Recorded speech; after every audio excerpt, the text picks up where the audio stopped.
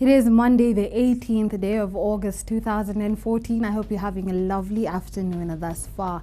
I'm Kamene Goro, and as always, it's an absolute pleasure to have you here with us today on Ebru African News this afternoon. We've got a whole lot lined up for you on what's been happening in our world thus far, so let's hop straight to it.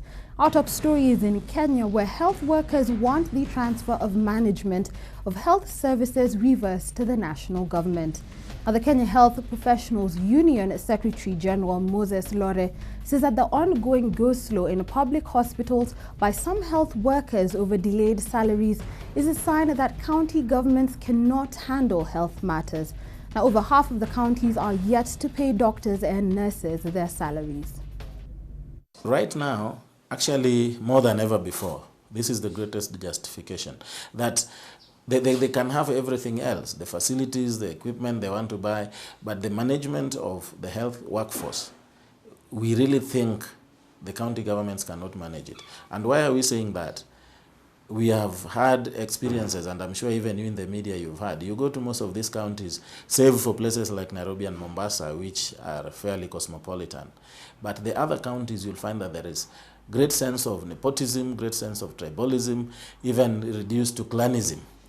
All right? And we don't think this is good for the health sector, because health is a universal thing. When a mosquito bites you, it doesn't ask you which tribe or which country you come from. It bites you and you get a disease. And when you are diseased, you need the best healthcare that is available.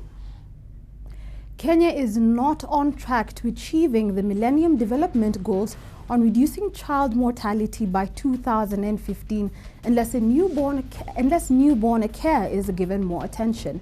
Now, according to Save the Children and the World Vision, the government needs to do more to save the lives of children under 5 and pregnant women who are dying from preventable causes. New DHS data should be available by next year, marking county by county the achievements. So really this is an opportunity to see which counties are making the strongest commitments to reducing child mortality, which counties are able to hire the most health workers and make the most impact in reducing those rates. So I think there are, although Kenya is behind schedule on the achievement of MDGs 4, I think there are a lot of positive signs, and we hope to see those translate into reduced mortality rates by next year. Uganda is now on high alert for Ebola since the World Health Organization classified neighboring Kenya as a high-risk country for the spread of the virus. Now, to warn people about Ebola, local hospitals in Uganda have put up posters and health workers have distributed pamphlets as widely as possible. According to the head nurse of a local hospital in Kampala, Uganda's capital, the pamphlets have been mainly circulated in the markets, villages, schools, health units and towns. Uganda's Ministry of Health has regularly publicized the current situation and reminded people to be on the lookout for relevant symptoms. According to Anthony Mbonyi, a health official, the ministry strives to alert the population on the disease weekly. Local authorities have also begun screening passengers arriving at Entebbe International Airport to check on each visitor's itinerary during the 21 days Ebola incubation period immediately prior to their arrival in Uganda.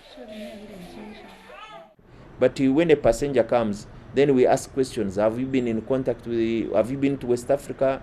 Have you been to Kenya? Did you get in touch with anybody who are infected with Ebola? Do you have any fever? According to the latest WHO statistics on the current Ebola outbreak, as at 13th August, 2,127 confirmed, probable and suspected cases had been identified in West Africa, 1,145 of which had resulted to death. Uganda has experienced previous outbreaks of Ebola. In 2000, the nation recorded a total of 425 cases, including 224 deaths, and in 2012, Ebola returned to the country and caused over 20 fatalities. Meanwhile, in Liberia, 17 Ebola patients who fled from a quarantine center in Monrovia are still missing. This comes after residents opposed the creation of a quarantine center set up by health authorities in a part of the capital seen as an epicenter of the Ebola outbreak. Neighboring Sierra Leone has also battled to get patients to comply with quarantine measures as myths spread about the virus. Last month, thousands tried to storm the main Ebola hospital in the eastern city of Kamene, threatening to burn it down and remove patients.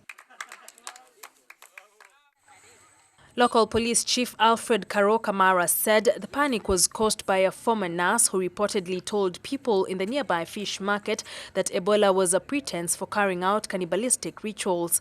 Some 1,500 police and soldiers have been deployed in the worst-hit areas of Sierra Leone to prevent raids, but they are powerless in the face of the suspicion and fear of poorly educated traditional communities. The Ebola outbreak, the worst since the virus first appeared in 1976, has claimed 413 lives in Liberia, 380 in Guinea, 348 in Sierra Leone, and 4 in Nigeria, according to the World Health Organization's latest figures released on August 13th. In an unfortunate turn of events, suspected ex-rebels from the Central African Republic's Seleka movement have massacred at least 34 people in several northern villages over the past several days. Our stakeholders have been laying the groundwork for the United Nations force to be deployed next month. Residents who fled confirmed that account, saying the attackers arrived by foot and on motorbikes. They witnessed point-blank firing by the attackers at anybody they encountered. They said they were going to clean 8 villages in the area before September 15th. A UN force is to be deployed to the country on September 15th. CR has been torn apart by ethnic and religious violence since the Seleka rebels seized power in March 2013. Their leader, Michel Djitoria, was president for 9 months before having to step down under strong international pressure after many Seleka fighters refused to disband and carried out atrocities against civilians. The anti-Balaka rose to counter the rogue Seleka fighters, but they also committed serious crimes against the civilians. Some 2,000 French peacekeeping troops were deployed alongside an African Union military force of around 6,000 men from December last year. Transitional President Catherine Samba-Panza last week appointed a new interim Prime Minister, Mahamat Kamene, to lead a new broad-based government with the task of ending the chaos and overseeing a democratic transition in the deeply poor landlocked nation. Seleka, which controls parts of the north, has said it will not participate in the new government.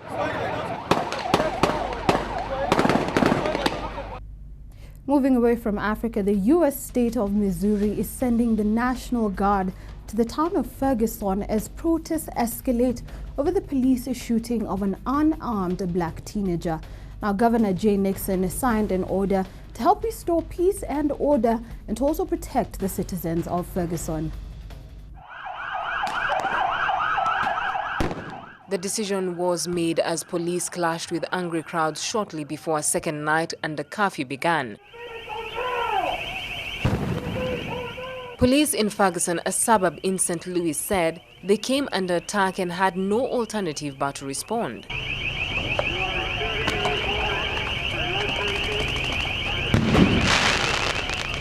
In a news briefing, Police Captain Ron Johnson said protesters had thrown Molotov cocktails and bottles at security forces and set up barricades. The killing of Michael Brown by a policeman in the street on August the 9th has inflamed racial tensions in the largely black suburb. A preliminary private autopsy report found that Brown was shot at least 6 times, including twice in the head. U.S. Attorney General Eric Holder has ordered a federal post-mortem on the body of the 18-year-old to take place as soon as possible. The National Guard is a reserve group organized by the U.S. Army and the U.S. Air Force and can be called upon by state governors during emergencies including riots and national disasters. Wrapping up our bulletin, U.S. President Barack Obama said that the U.S. airstrikes in support of Iraqi forces' efforts to retake the country's largest dam are aimed at protecting U.S. interests there. President Obama, in a letter to Congress, warned that the failure of the Mosul Dam may put U.S. staff and facilities, including the U.S. Embassy in Baghdad, at risk. This comes after the United States sent bombers for the first time to help the Kurdish forces expel the Islamic State militants. However, President Obama notified Congress that the widened mission in Iraq would be limited in scope and duration. The U.S. military said it had conducted 14 airstrikes on Sunday, damaging 19 vehicles belonging to the IS militants, as well as a checkpoint near the dam. Kurdish officials now say they have near complete control of the dam, and if the recapture is confirmed, it will be the biggest reverse for IS since they launched their offensive in Iraq in June. The facility that was seized by IS militants on 7th August supplies water and electricity to northern Iraq. In addition to citing concerns over U.S. facilities in Iraq, President Obama said the failure of the dam could prevent the Iraqi government from providing critical services to the Iraqi populace. Now, all this comes amid fears that IS, formerly known as ISIS, could have used it to flood areas downstream.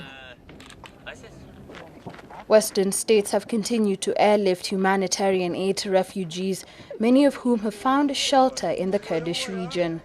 IS militants have been accused of massacring hundreds of people in areas under their control in northern Iraq and eastern Syria. That's all we had lined up for you on Ebru African News this afternoon. Make a date with Michelle Morgan later on this evening for our primetime bulletin and a more comprehensive, in-depth look on what's happening in our world today. Many thanks for your absolutely scintillating company. Not forgetting a special thank you to our new viewers in Nairobi and beyond. Here at Ebru Africa TV, we absolutely appreciate your valued company. I'm Kamene Goro, and until next time, do have yourself an absolutely lovely Monday afternoon.